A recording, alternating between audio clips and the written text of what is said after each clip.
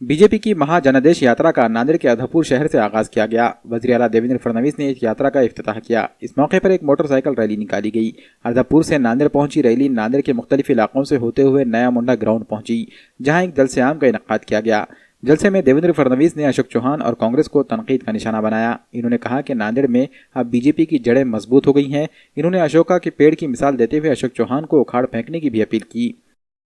या लोकसभेच्या निवडणुकीमध्ये नांदेडने एक नवा इतिहास तयार केलाय।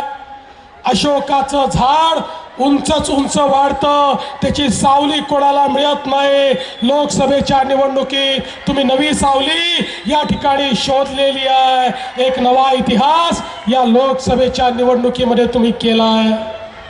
आणि आता या महाजनादेश यात्रेच्या माध्यमातून पुन्हा एकदा तुमच्यापर्यंत आलोय। 5 वर्षामध्ये केलेली कामं तुमच्यापर्यंत पोहोचवण्याकरता मला कोणीतरी विचारलं, ही यात्रा कशा करता? एक पत्रकार असं म्हणाला, यात्रा तर दैवताची निघते। या ठिकाणी पांडुरंगाचं दर्शन घेण्याकरता पंढरपूरची यात्रा निघते। आई तुळजाभवानीचं दर्शन घेण्याकरता तुळजापूरची यात्रा निघते।